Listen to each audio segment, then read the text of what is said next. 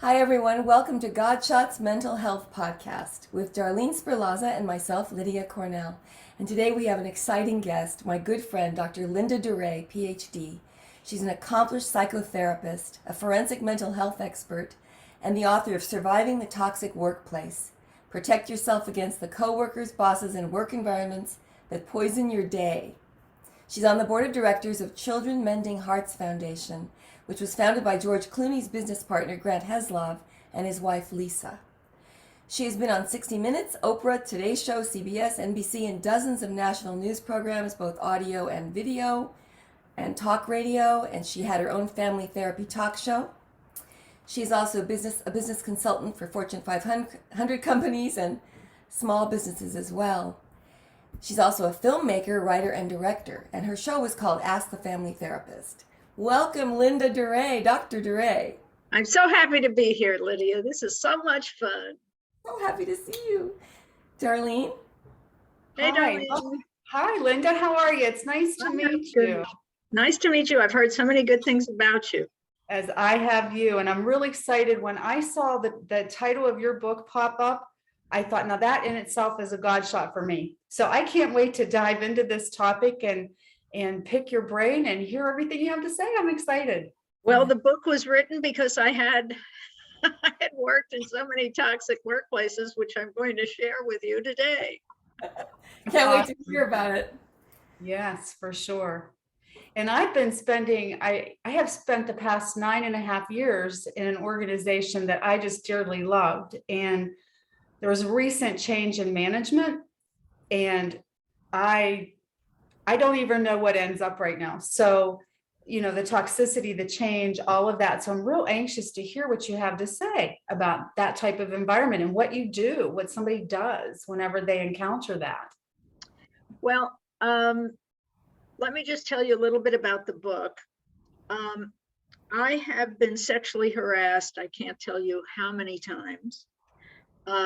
Happened in college, happened in graduate school. I had a professor flunk me in my first semester because I wouldn't have sex with him. And I asked to see the final exam because I knew I didn't fail the final exam, and I had B's and A's on quizzes and midterms and tests. He wouldn't let me see it. This is 1973, December of 1973, end of the first semester. And if you think I could have gone to the president of the school or head of HR or whatever to tell them what had happened, that would never have happened. I would have been asked to leave the school. They would have circled the wagons. And so I flunked the class. I had to take the class over again. And I want you to know, 40 years later or more, almost 40 years, I met with one of the heads of the school. This was several months ago when I came out to Los Angeles. And he promised that he would take the flunked class off my transcript. Finally. And never did it. And he was the one that I took the class with to make up for the credit loss. Okay, so he knew, why would I, one of their best students, flunk a class? But in those days, you couldn't just say, well, he was sexually harassing me and he failed me because I wouldn't have sex with him. Yeah, that wouldn't have flown in 1973. So I asked politely, I wrote a long letter. I gave him a copy of the letter, and it's still not off my transcript. So Wow. I'll tell you another one of my other favorite stories. When I was in graduate school, I had 3 part-time jobs, and one of the jobs was working with felons and guys who were on probation or parole from the state of California. And needless to say, it was challenging, but I had scholarships, I had loans, I had bank loans, FISA loans, work study. I worked in the library, all sorts of things to help me finance my education. I had a car loan with the California Feminist Federal Credit Union because I had just bought a brand new car because I was teaching first grade back in New Jersey. So the car acted as my collateral. So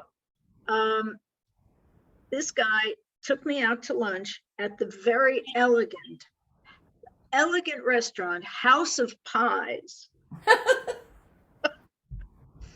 and proceeded to tell me why we should have an affair. He was separated from his wife. And in those days, and I've always been an assertive person, but with things like that, since I needed the job, oh, and by the way, I was being paid $3 an hour, and they promised me a raise to $4 an hour. So in those days, I was like, well, you're my boss, and I don't think it's a good idea. And, you know, we can just be friends, and we're both from New York, and why don't we just keep it as a friendship? Been there. So he gave me the absolute worst felons you could ever imagine, with a rap sheet this long, you know, and made me see them at night in a building in downtown San Diego with no security, no cameras, no guard, nothing. Okay. And it was like he was setting me up to get raped. But the good news is, because I was a down-to-earth person and put my cards on the table with these guys, they loved me. They referred people to me, and they stayed out of jail. Wow. Because I said, look, here are the rules. You see me once a week. You see your probation officer every week. You get a job. You pay your child support. You're subjected to random drug tests. And if you're not doing that, you're going to be back in the slammer wearing a dress being somebody's girlfriend. Oh my God. So I'm a very straight shooter, and they loved it. And they recommended all their friends who were just getting out of jail or prison to come and see me, because I gave them a real strong kick where they needed it. And they stayed clean and sober. And nobody I was counseling ever went back to prison or jail. Wow. Wow. You know, Linnda, I have to say something really quickly about what you just shared, because obviously I never got the raise to $4 an hour, but well, but you know what, look where you're at today. And you know what just came into my brain when you were saying that. I thought of Joseph in the Bible and how his brothers were jealous of him and how he got thrown and they thought he died, and you know that story, and how he goes on to be the second in command in Egypt. And I'm looking at you and I'm thinking, all of the things that man did to you, trying to destroy you because you wouldn't give him what he wanted. And yet you ended up helping so many people that wouldn't have gotten that help, that were underprivileged people. right. Like, to me, that fits right in with our show. That is such a God shot. It's amazing. Yeah, let me explain one thing interesting. I come from a completely secular version of, I believe God is love, and Darlene is much more Bible-based, and so we're trying to merge the two. People who don't, I discovered this thing called, this power that was so mystical in my life that kind of lifted me out of a radioactive drunken despair where I almost committed suicide. And I go, what is that? And I can prove it through science now, because I follow Einstein, and it's the love, it's the unified field, it's love. Basically, it's the action of love. And so Darlene comes from a point of view where she's much more Bible-based, which is so cool to me, because we want to merge everyone to understand the goodness in life is an actual force that you can tap into. And It's an energy. It's an energy. Absolutely. Mm-hmm. And you have overcome so much, and yet you have this really level-headed kind of stance in life. And by the way, when you say feminist, I love it, because from the 70s, women weren't allowed to own their own bank account or have their own credit cards till 1970. Can you believe that? So it was the era when we were trying to get our liberation, at least to have our own equality as far as having a bank account. So, that word is a hot button word, but it's important for us to have that kind of equality. Well, if you study world religions, every world religion has some of the exact same belief systems. And one of them is You reap what you sow. You get back what you put out. People call it karma in Buddhism or Hinduism. It's the same dynamic.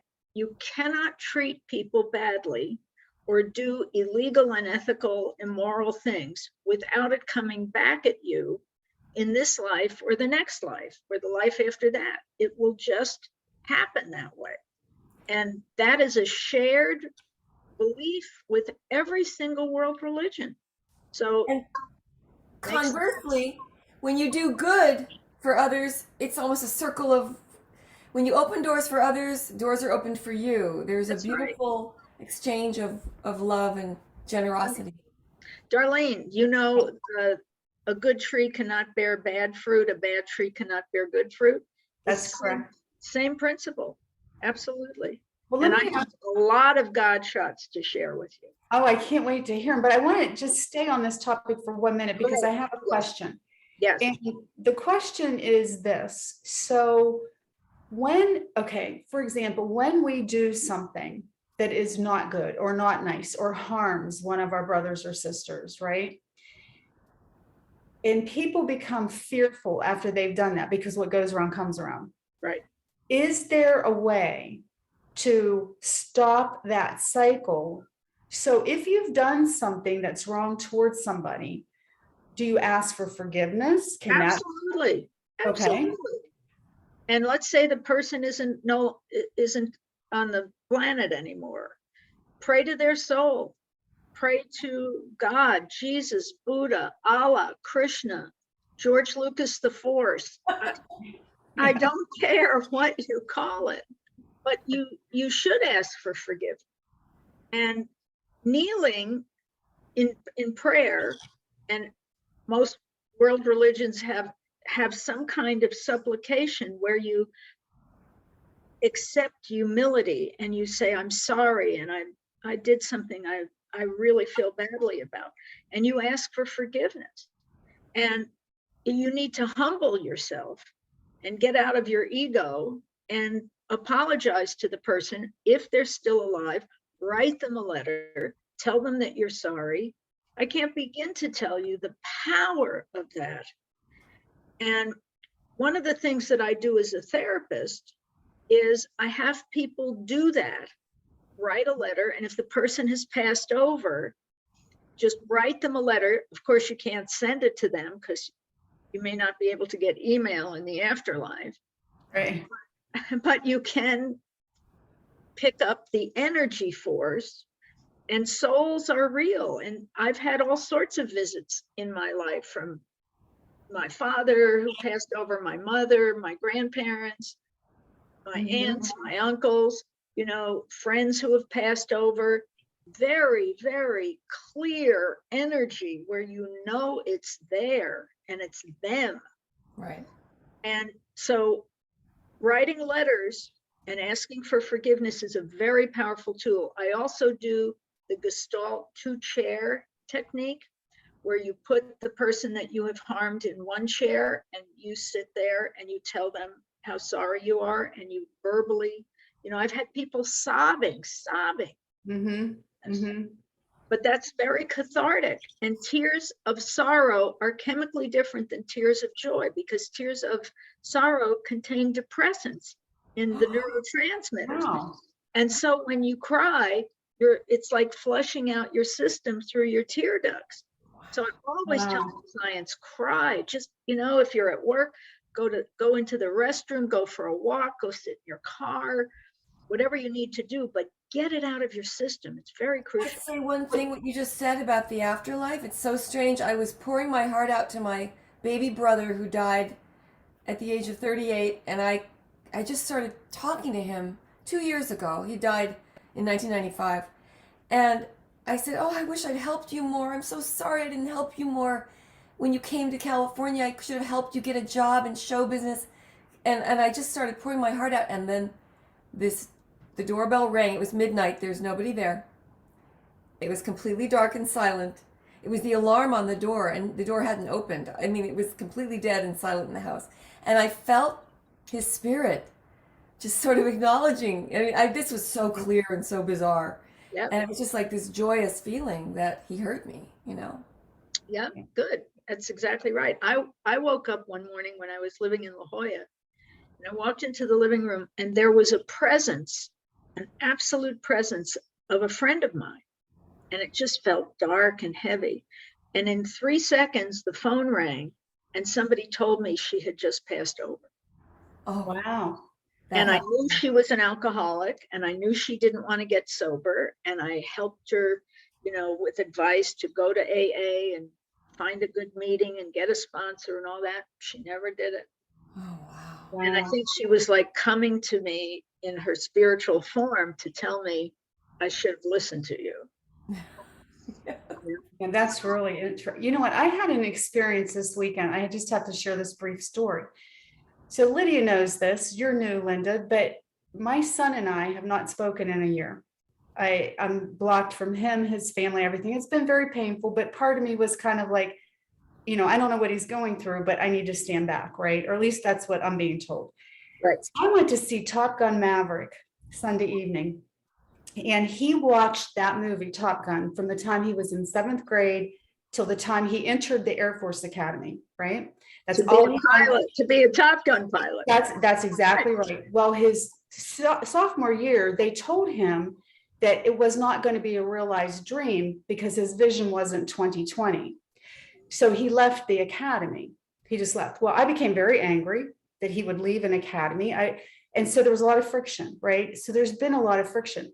That night, when that movie was ending, the last 45 seconds, it dawned on me. I started sobbing, and everybody in the theater probably thought it was because I liked Tom Cruise so much.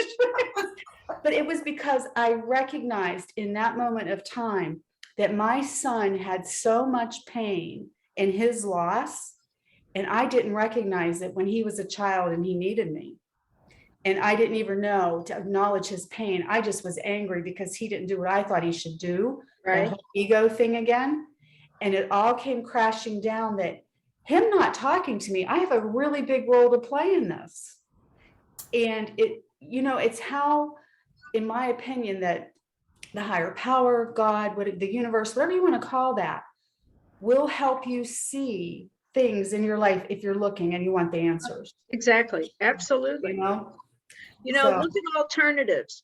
He could have gotten LASIK surgery and corrected his vision. Okay. He could have maybe done eye exercises if he didn't want to do surgery.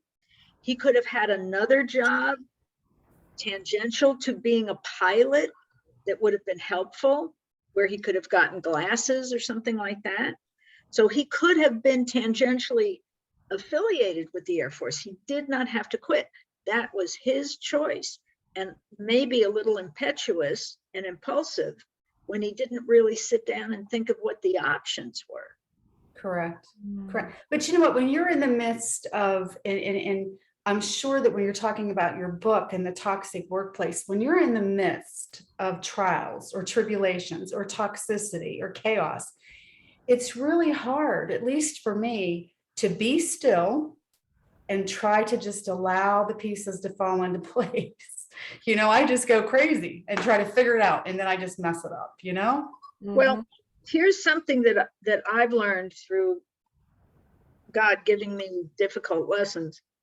I had a car accident about 2.5 years ago, and he was an attorney because we had to go make a police report. He's texting and then lied that he wasn't texting, but he almost hit a woman while we were turning left on a corner. I slammed on my brakes. My car engine hit the back of his car and the car was totaled. And immediately I said to myself, as I slammed on the brakes, I turn it over to God. I turn it over to God, just like that. I mean, the car was like 2 payments from being paid in full. Okay. Well, as a result, I got a 2019 Ioniq. I've always wanted to get a hybrid or an electric car. This one they wanted to get it off the lot because it was 2020. It had all the bells and whistles. It's a hybrid. I tank up once a month. It gets 55 miles to the gallon. Yeah. And I remember just doing that to say, this is disaster, but I know there's a reason for it. Silver lining. There always is. Absolutely. Absolutely. You have to And I see think that if though. more people can get into that, I think it gets them out of guilt trips, shame trips. I'm a terrible person. I screwed up. I'm so stupid. And all this self, negative talk. Congratulations. And just say there's a reason for everything.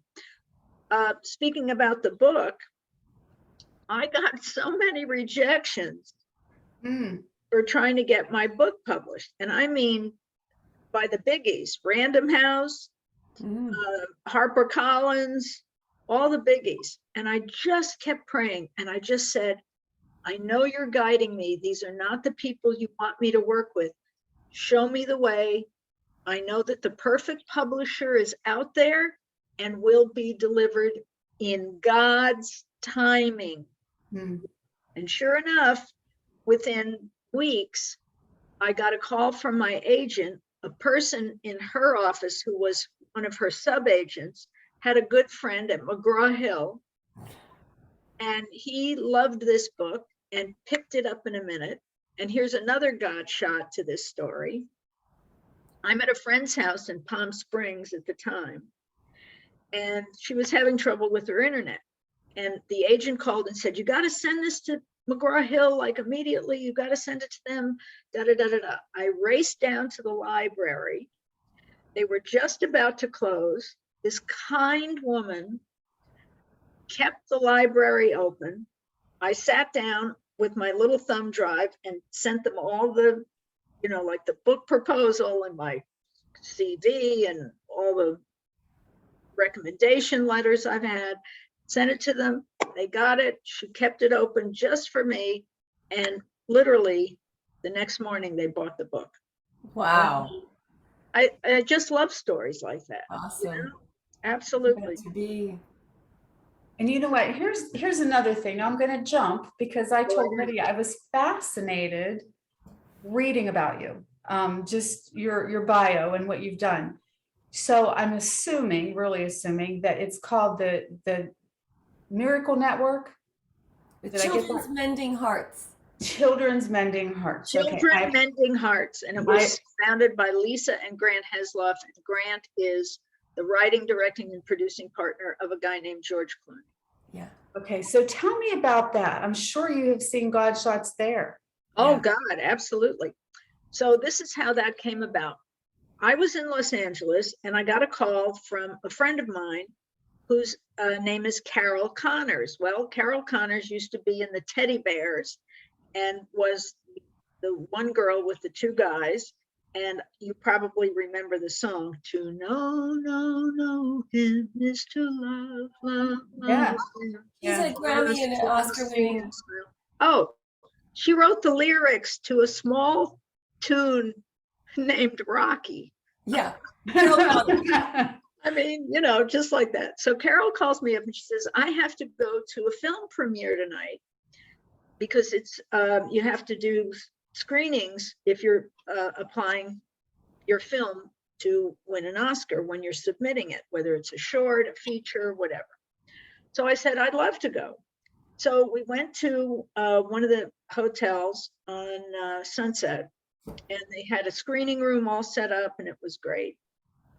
And the film was called Served Like a Girl, which was Lisa Hesloff's film about women in the military and what they have had to put up with, not getting promotions, getting sexually harassed, getting raped, just horror stories that have happened to women in the military. So it was a fascinating film, and they had a big party afterwards.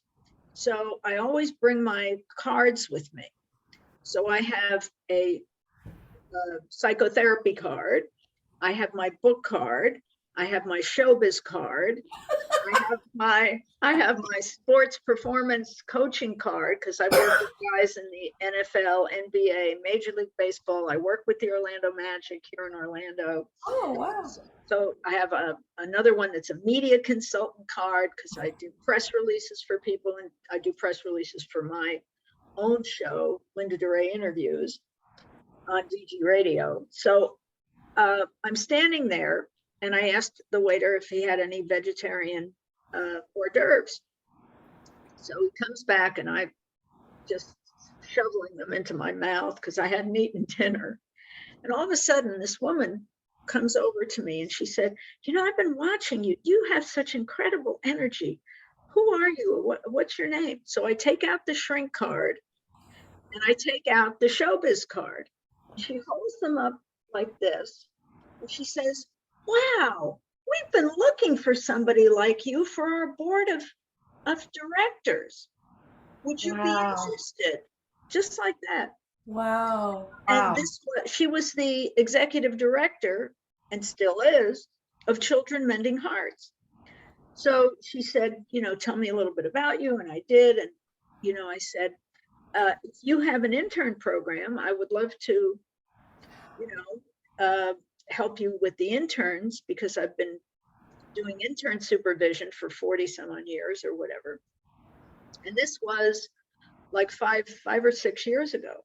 And that's how I got on the board of directors. I met with her the next day at the Children Mending Hearts offices on Ventura Boulevard. And then she put it to a vote the following week, I think it was, to the board. It was unanimous. I was thrilled. And that's how I got on the board of directors. So and it's fabulous. It's a wonderful organization. Well, explain what they do. They foster empathy, caring, and children communicating in a what do they do actually? Exactly.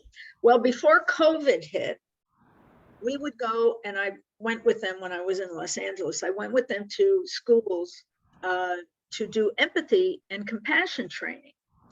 And they would go into different classrooms and they would have little exercises like, do you remember when somebody hurt your feelings and how did that feel? And it's a wonderful program. A wonderful program. So to stop bullying and stuff like that. Exactly. And they worked with teachers, and it didn't cost the school system any money. So the schools were very active in wanting them to be there. It was wonderful. So it spread to all 50 states, I believe. Yeah. And the teachers do these exercises with their own classes. And because it's very easy to do. So then when COVID hit, you couldn't go into classes because it was on video and everything was online. So they sort of switched direction, and they bought a building in Jordan Downs in the Watts Inglewood area.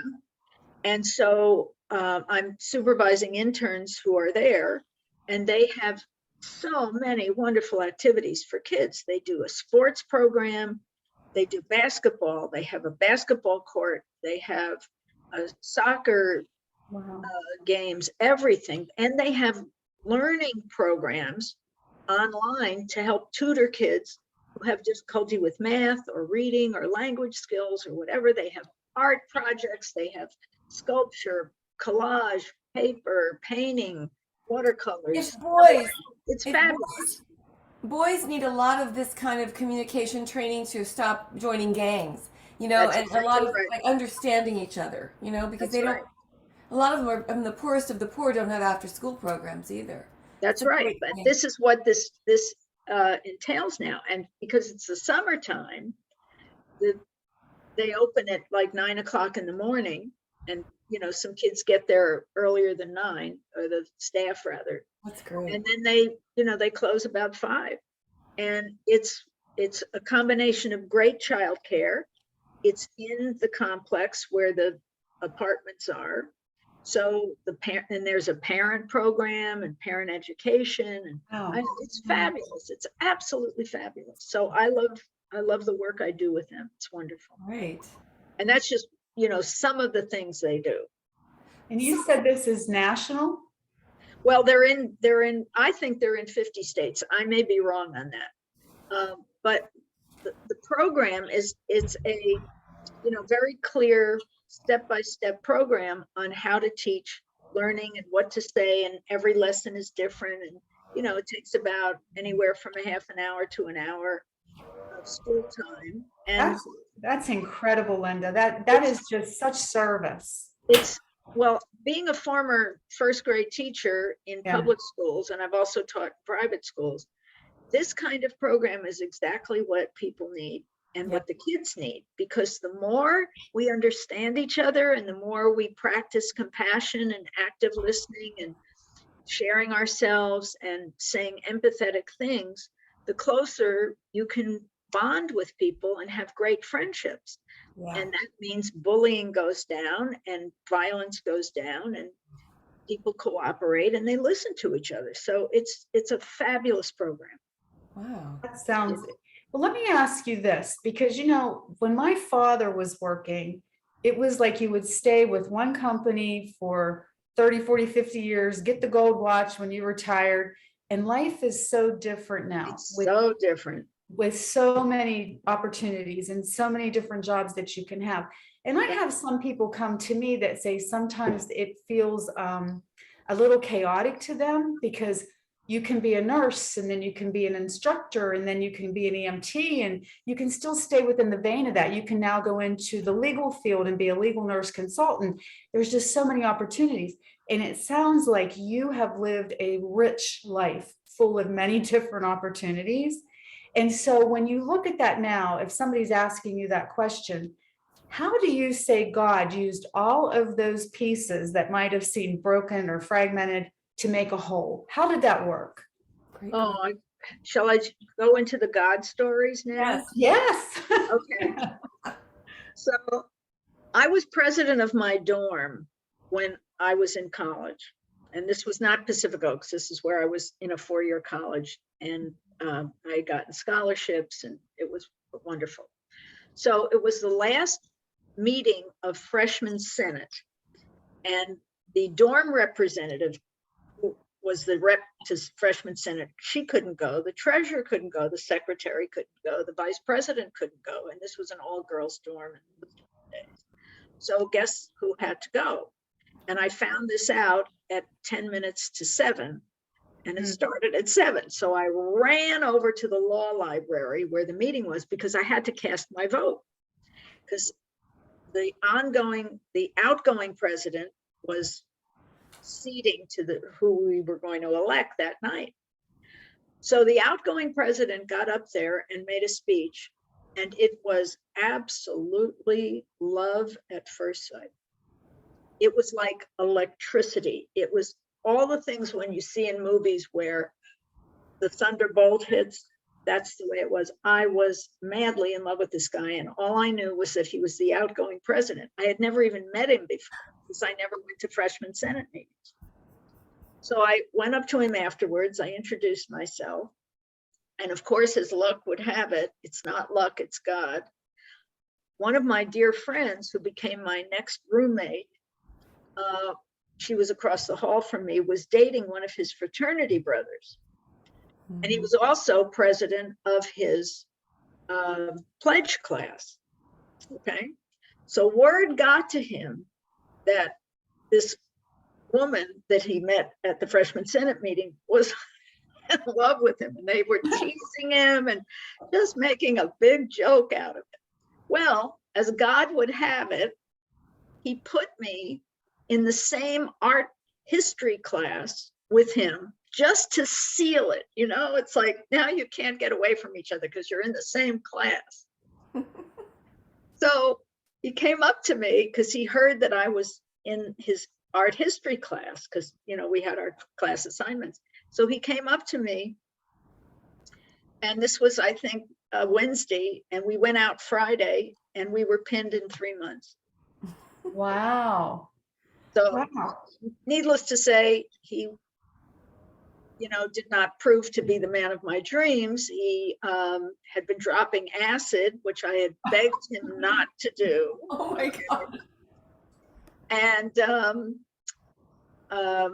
we were watching cartoons on a Saturday morning. We loved Rocky and Bullwinkle cartoons. Yeah, so I went up to go to the bathroom, and all of a sudden I hear from the living room, "Shut the door!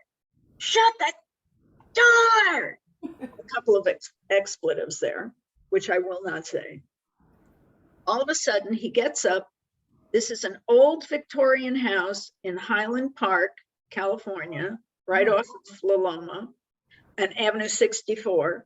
It's a Victorian house with like 200 coats of paint, so you can't open the window in the bathroom. No cell phones, okay? He takes the skeleton key, locks me in the bathroom, starts screaming obscenities. After 45 minutes, he opens the door, grabs me, shakes me like a beach towel, throws me across the room onto the bed, jumps on top of me like he's going to rape me. I kick, I bit, I scratched, I yelled. The landlady who owned the house was deaf and legally blind, so she didn't hear anything. And I picked up the phone to dial on a rotary dial 0 for the police. He didn't want a record on, he didn't want a police report at all. On acid. Right? Put the phone down. I called my mentor, who was one of my professors at Pacific Oaks College. She said, "I'm getting the guest room ready. Get over here as fast as you can." Wow. And she had him as a pupil, so in her class, so she knew how volatile he could be. So I packed up everything. I left, and that was it. And he tried to get back with me and apologize. And I went, "Nope, I'm done." And that was another God story about how she rescued me. I mean, she was like a second mother to me. And when she died, I was just so sad. But, Wow. and then when I went to a psychic once, the psychic said, they said this to me, his job was to get you to California. That was his purpose in your life, because in those days I was so young. My mother had agoraphobia, so we didn't travel a lot. Wow, that's interesting that you could see that he had a purpose. Yeah, he did have a purpose. So it was very clear. And he divorced his first wife. And then I think he divorced his second wife. I think he's now on his third wife.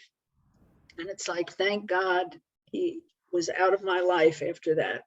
Unbelievable. So that's another God story. Now here's another God story. My parents didn't like him, okay? Yeah. And he came to visit during the summer of, I think it was 68, whatever it was. My mother took me aside and said, "He's not for you. I don't like him." I said, "He's charismatic." She said, "He's a phony." Wow. So she warned me, and I was 18 and I wasn't listening. And sure enough, he proved himself with the bathroom incident, locking me and then throwing me across the room. So she knew. My mother was a better therapist than I was, and I'm good, and I love my job. And my mother just knew like this with her intuition. So, but let me just explain something. So they didn't like him. So I didn't tell them that I was going to see him over the summer. So I made up the story that I was visiting a friend in Cincinnati. So it was student standby days. I don't know if you remember student standby on the airlines, but you could get a student standby ticket. And if they had a free seat on the thing, you could go for like nothing. So this was a plane from Cincinnati to Nashville, from Nashville to Memphis, from Memphis to Dallas. And he was waiting for me in Dallas because he had to visit his uncle with his father, and the uncle lived in Dallas. So here I am on this plane, and I leave Cincinnati and I get to Nashville, all is well. I go from Nashville to Memphis, and all of a sudden, one of the airline flight attendants comes up and says, "I'm sorry, but the plane is booked and you have to get off in Memphis."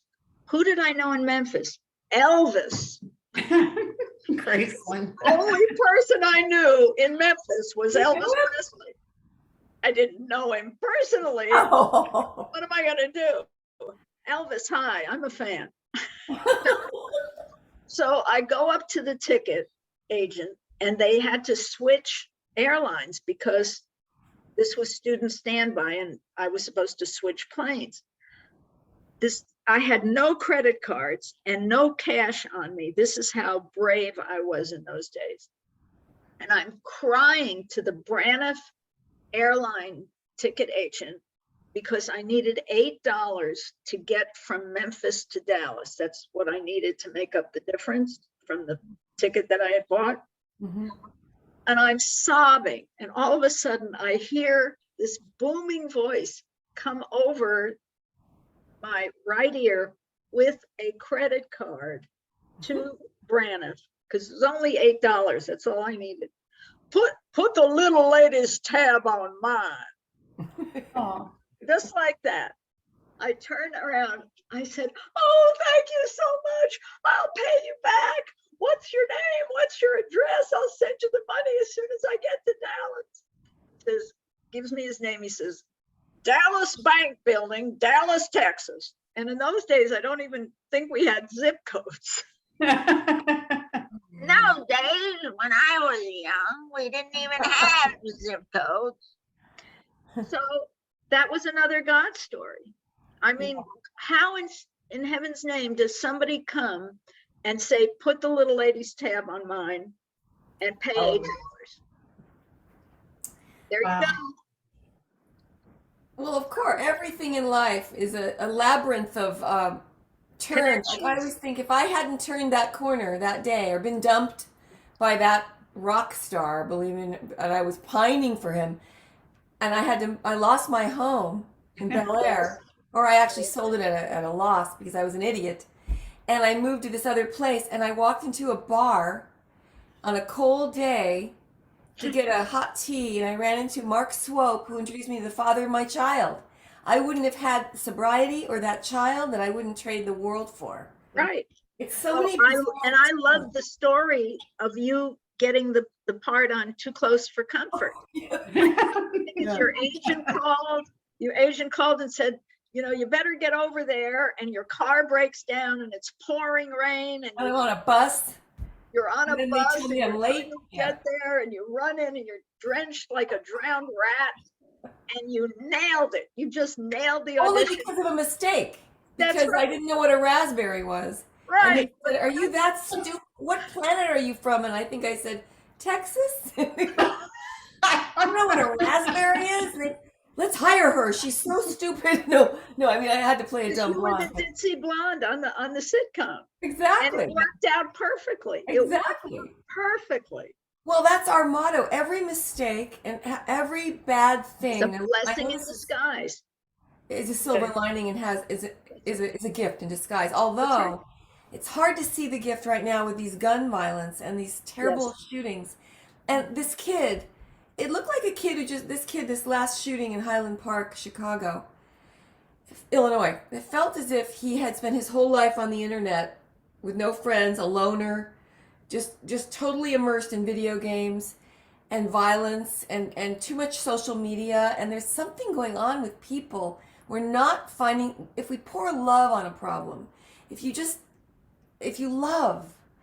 send love out to the universe, if you love your enemy, if you love your neighbor, if you constantly reflect love back to people, it softens the atmosphere. Even in traffic, if you're driving and you're not frantic and you relax a little and you let people feel like there's a space between cars, we have to make people feel this is a gentle universe. How do you do that with a toxic boss or somebody you hate? What's the first step to overcoming anger to make you want to kill? Right. One of the things that people have said to me about this book, and I've had people send me emails, call me, text me, whatever, This book changed my life. One woman said, if it wasn't for your book and my therapist, I would have killed myself. What's in that book? What is the key? And this is what I want to say. Okay. The book is 4 parts, very easy. Okay, first part is, what is a toxic workplace and are you in one? And there is a questionnaire of, I believe it's about 25 questions. And even if you answer yes to one of the 25 questions, you're in a toxic workplace. And I've had people say, my God, I answered yes to 20 out of 25. Well, you're in a toxic workplace. The second chapter, or the second part rather, is about communication skills, assertiveness training, how to approach a person, okay? And one of the techniques in the book is called the sandwich. You start out with a compliment, go to the feedback, I don't call it criticism, and you end positively, sometimes with an ultimatum. So you have to do all 3. Jim, we really like having you on the team, and you're an important part of our team here, and not but, because but negates, and makes everything you say true. And we've had a complaint from a couple of women that you're coming on to them and making comments about their bodies and things like that. That's really not appropriate here, and we don't have that kind of a workplace. So what we'd like is for you to stop that kind of languaging. And if you don't, we'll be reported for that. And we may even have to report you even as I'm speaking. And you've got to respect women and stop coming on to them at work. It's sexual harassment. It is illegal. It's state law. It's federal law. And we don't want to get sued. And we don't want you to get sued or lose your job. Everything else that you do here is good. Your reports are good. And if you don't stop it, you will be fired. So because we don't want that to happen, please stop. Do we have your agreement? So I didn't yell. I didn't make, nasty remarks or call him names or anything. I just put out what the situation was and what his options are. So he can stop it, keep his job, or if he keeps it up, he will be fired. So communication is about saying how you feel and what you would like done. And if you have to add an ultimatum to that, you have to add it. If you're the manager, and even if you're not, you can say, if you don't stop this, I'm going to your boss. And I'm also going to go to your boss's boss. And I'm going to go to HR. And a lot of times it works, and sometimes it doesn't work. If the company is that toxic, sometimes if you get media coverage and go to the media and they talk about it, in front of the world, hey, they scramble really fast to either get rid of that person or put them in retraining or transfer them to another division or whatever. So the book is about how to talk to people. And part 3 is like 80 different types of people and how to approach them. Oh. So I had an acronym called SESSION, SESSION, and it stands for Situation, Explanation, and Solution for Solving Nuisances in the Network, or something like that. It was, a clever little acronym. So that's what you have to do. And each one, I have 12 different categories of toxic people, from the sexual harassers to the work interrupters, people who always interrupt and you're on a deadline and you can't talk to them, to the addicts. You can have coke heads, pot heads, alcoholics at work. How do you deal with them? All different categories. So 12 different categories into situation, explanation, solution. And in the solution, I put it in italics, and it's like a script that you can read, and you can tailor make that script for your own personal situation. Find the toxic person that you need to target, memorize those lines, or have a little crib sheet or whatever you want to do, and read that to them.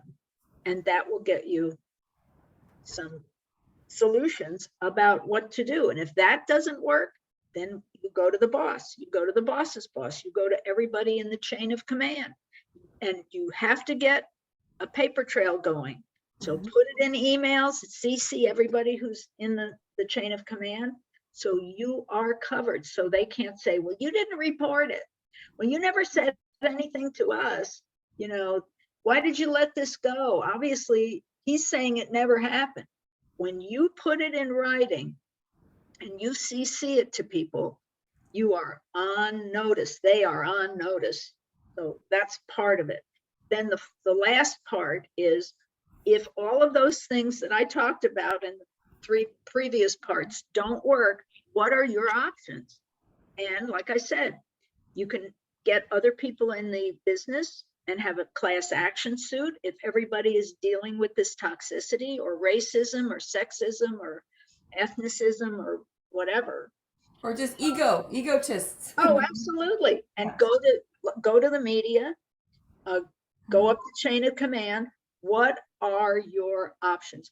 Work for yourself. Go to another division. If you like what you're doing, just find another division. Go to another company. Start your own business, whatever.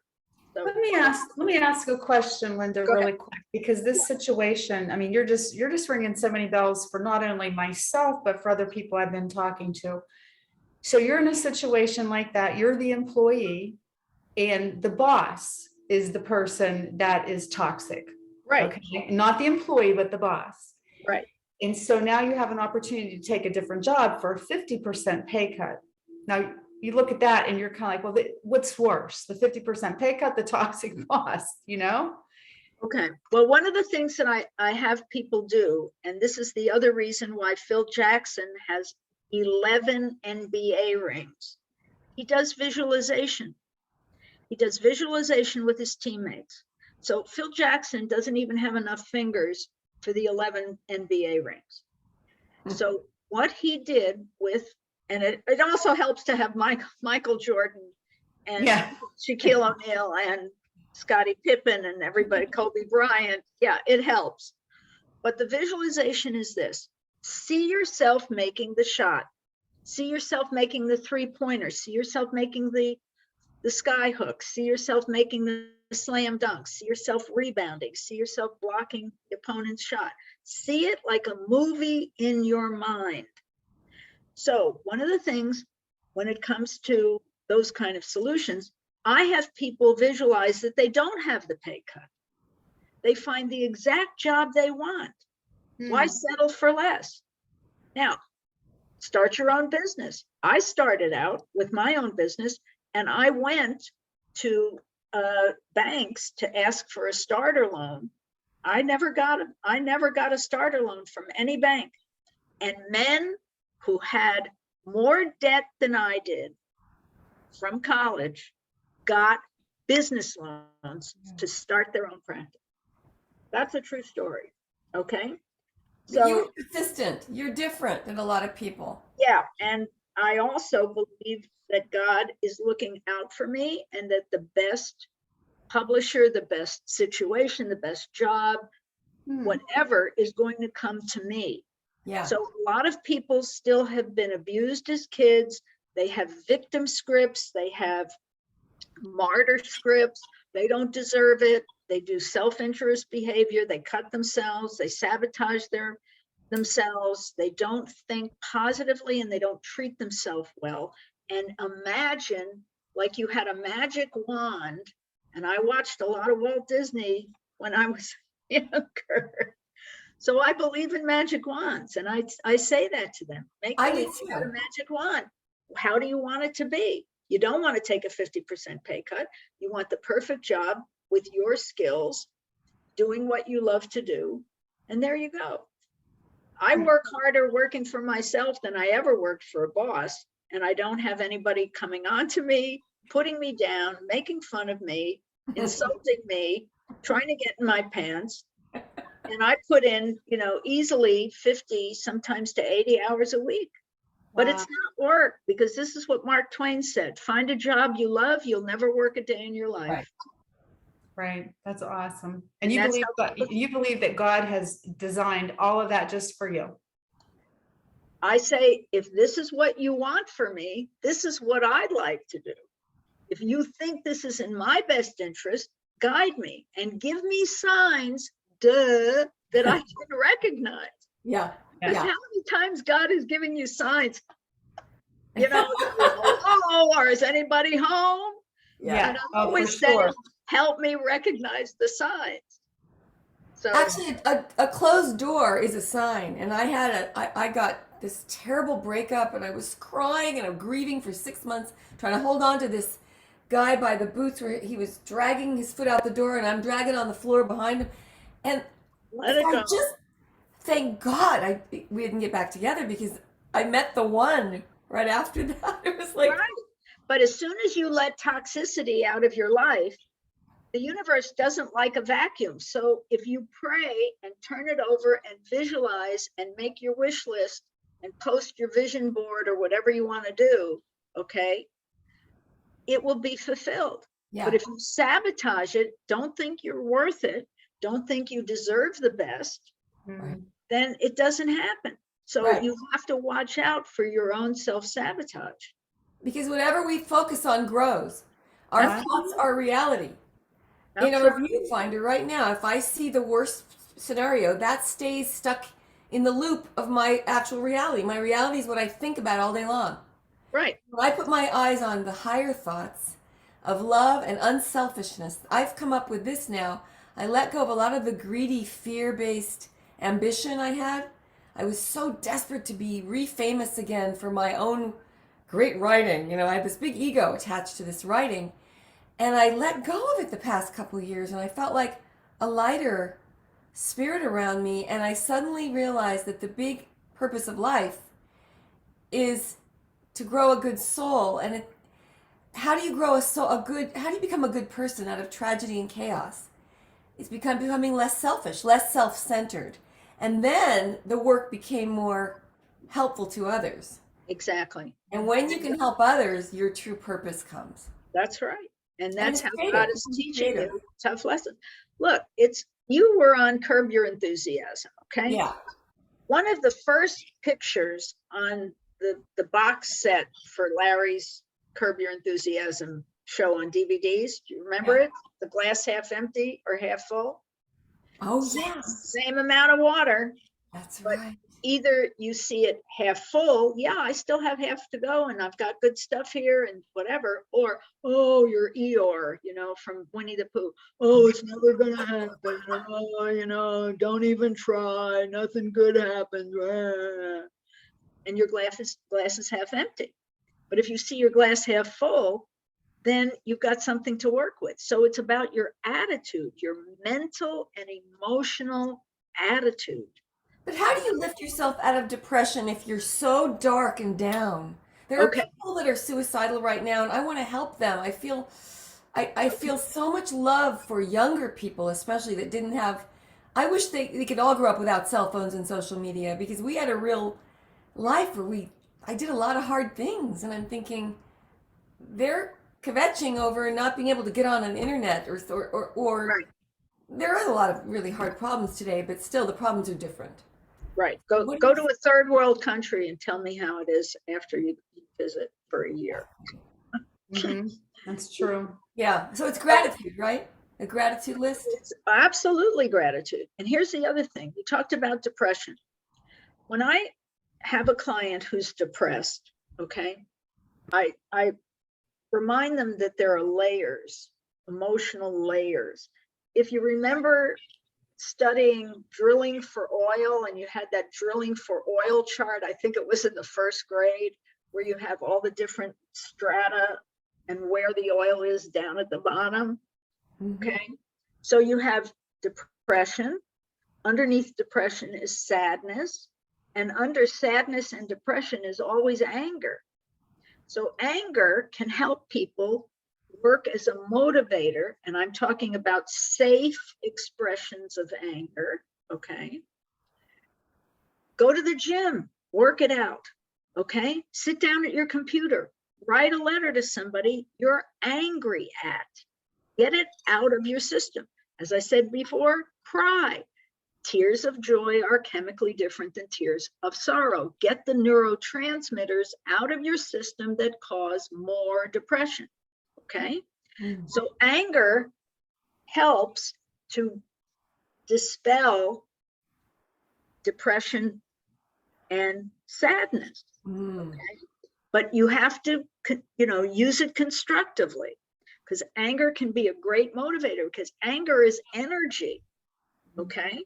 So take the energy, and I say this to teenagers, adults, whatever, take the energy and map out your plan.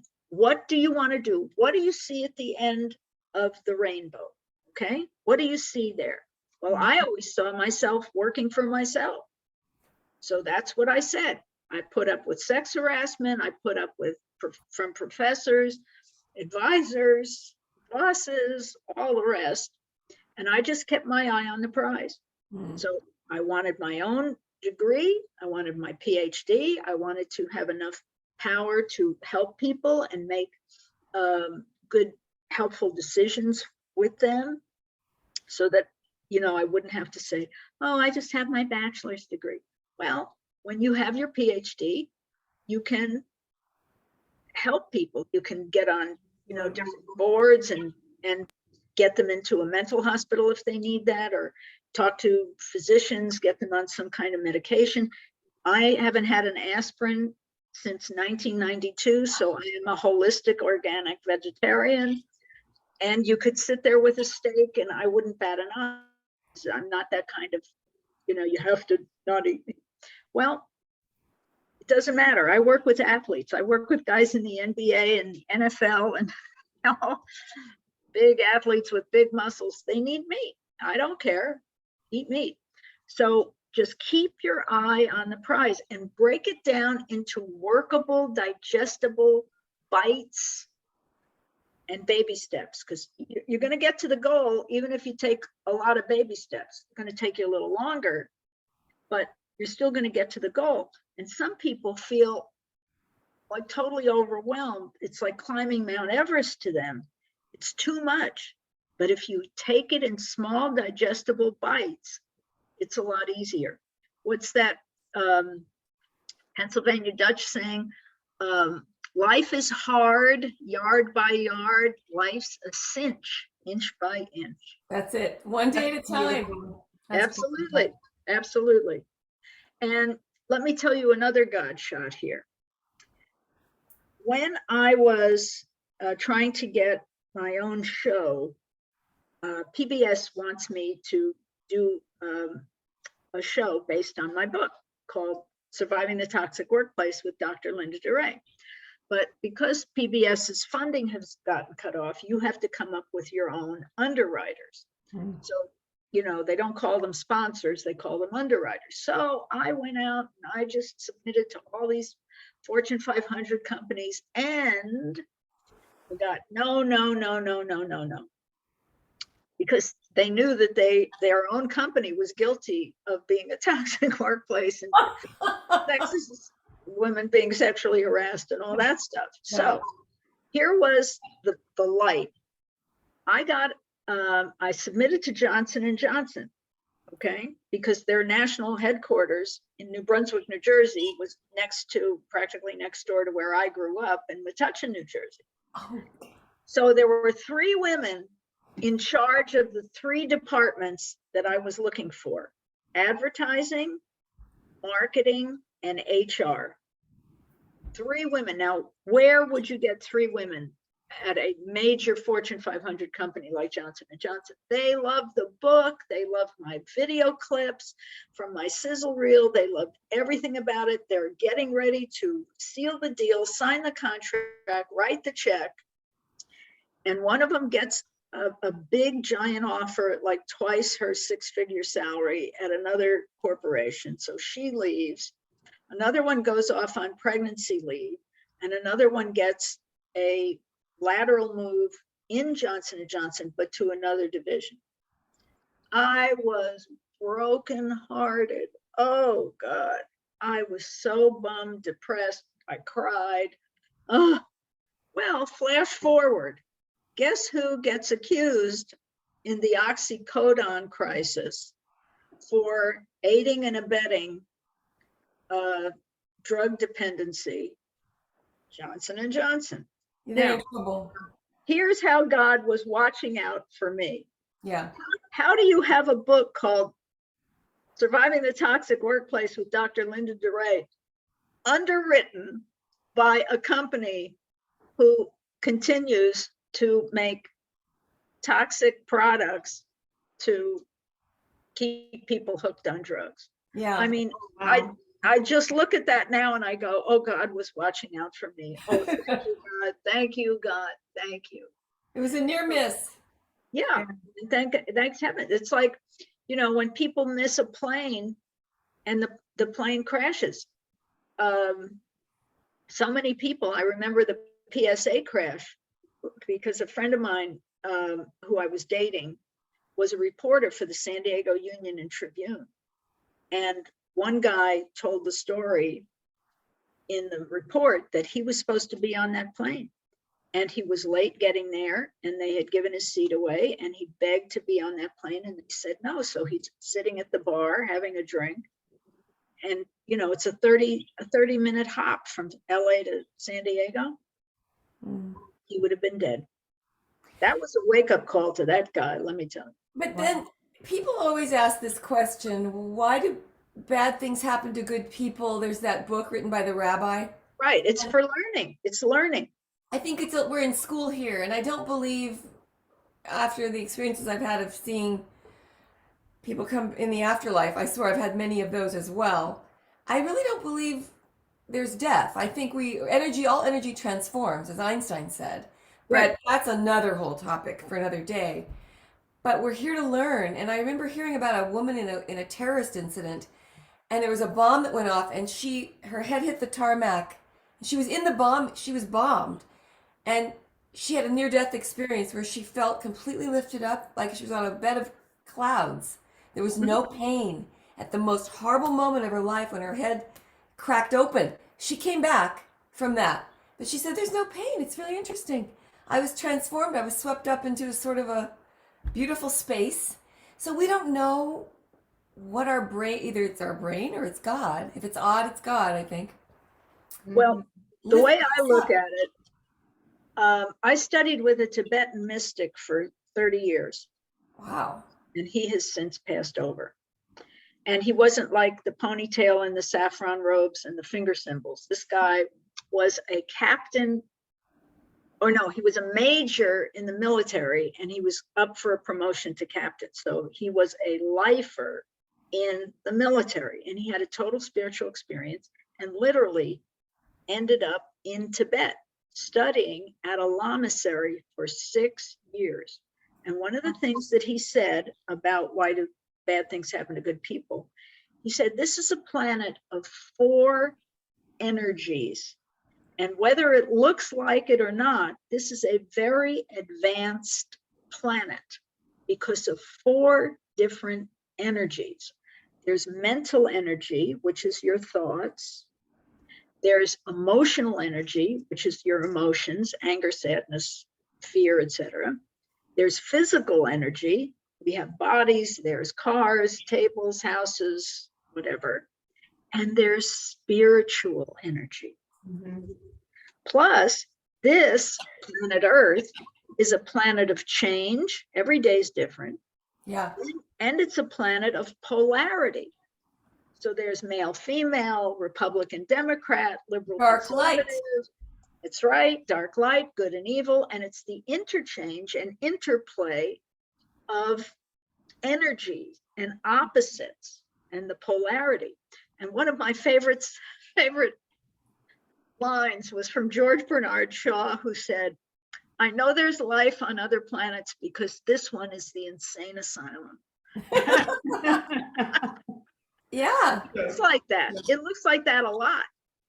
Yeah. But this is a graduate school in terms of the universe, the infinite, incredible universe, this is a graduate school because of Yes. those four energies. That's And so I call God interesting. infinite love. Yeah. Infinite love, infinite gentle care, redeeming all the time. You make a mistake, you're redeemed. If you turn in the right direction, turn away from that mistake, you don't have to go through a million, ritualistic prayers. You Right. simply walk in the other direction toward the light. You turn away from your mistake. And you learn from it. You learn from it. learn from it, and you That's the forgive key. yourself. Forgive Right. yourself. And Yeah. if you were talking about near-death experiences, there are so many books written by people who have had near-death experience. Mhm. And there are books that are a compilation of an anthology of people who have had near-death experiences. Yeah. And they're very similar. There's, the call it your soul, your spirit, whatever. It sort of lifts out of your body, looks down, like people who have had operations. They hear everything that was going on in the operating room, or people who had accidents. They heard everything that the EMTs were saying. Yeah. Well, how did you know that? You were unconscious. Well, I heard it, Well, listen to this. Right. My mother died a year and a few months ago, April 2021. She died with a horrified look on her face. She had dementia, and we couldn't get her to swallow at the end, and she was finally time for her to go. And then during the night after death, the most beautiful smile developed. We have photographs of her at such blissful peace. I've never seen that look of peace on her face before. And it's as if she saw my brother, her husband, all the people before. And Larry's mother, same thing. She looked up at the moment of death and said, "Oh, they're here." It was like the family was here. Escort me. Here Awesome. to escort me. Yeah. Yeah, we don't know. We don't Yeah, know. awesome. Well, ladies, I'm going to have to exit in about 5 minutes. I just wanted to let you know because I have another commitment that I have to drive to. Oh, Okay. So I apologize for that. You can carry on. I did want to say to you, Linnda, it's been a pleasure. Well, And if you buy a copy of my book, I will autograph it when I come out. I'll send you a Yay. copy, Darlene. That's awesome. Yay. But did you say you're in Orlando, Florida? Yes, that- I am. Are you coming to Orlando? I have a university that I work for that's in Orlando. Yes. Which one? South University. It's Where's we have 10 different universities, ground campuses, and one big online division. So wow. yeah. So we have a campus in the Orlando area. Mhm. Well, you have to schedule it because now you have to. I would love to. I would love to. I would love to come and visit you. That would be really awesome. Great, Yeah. fabulous. So Great. very, very, very interesting, great bio. I mean, such history and such joy just to share these Godshots and to enrich our program. And just one more time here that it's so real. Well, you were saying, how did you do all those things? Part of it is my intention. My intention is clear about what I want to do and accomplish. So that's part of the problem. Yeah. Or solution, really, part of the solution. Here's the other thing. I don't have children in this lifetime. And the Tibetan mystic that I studied with told me, and so did another person, that I had 6 children before I was 30 years old in one of my past lives. That's why you don't have any. That's exactly right. That's exactly right. And I love working with kids, and I'm a child therapist, and I've taught nursery school, kindergarten, first grade, love it, love it, love it. Didn't want to live on $10,000 a year. Yeah, exactly. Well, you know what? And I love my children and my grandchildren. They bring me the most joy and happiness in my life. Truly, they do. And that's what choice is all about. But you know what? When you have that, it's also a responsibility. I think it's a God-given responsibility for every day that you're on earth. You know, it just never ends. So, yeah. Well, what a great show. Thank you, Darlene. Have a safe trip to your next appointment. And Thank We'll you. all get together in Winter Park where Linnda lives. Maybe we'll all visit you down there. Oh, that'd be fabulous. That would be really nice. And Lydia, as always, it's so wonderful to see you and to see the people that are watching live on Facebook. Thank you so much for joining in again. We've been off for a couple weeks, but we're back. We're gonna have Linnda back. We should have you back once a month, or every 6 weeks to. I love it. Yeah, I would love it. pick your brain forever. Thank you so I would much love for a it. great show. Thank you guys. I Love you appreciate both. you. Love See you. ya. Thank you for having me. It's been a joy. Bye-bye. Bye. Bye.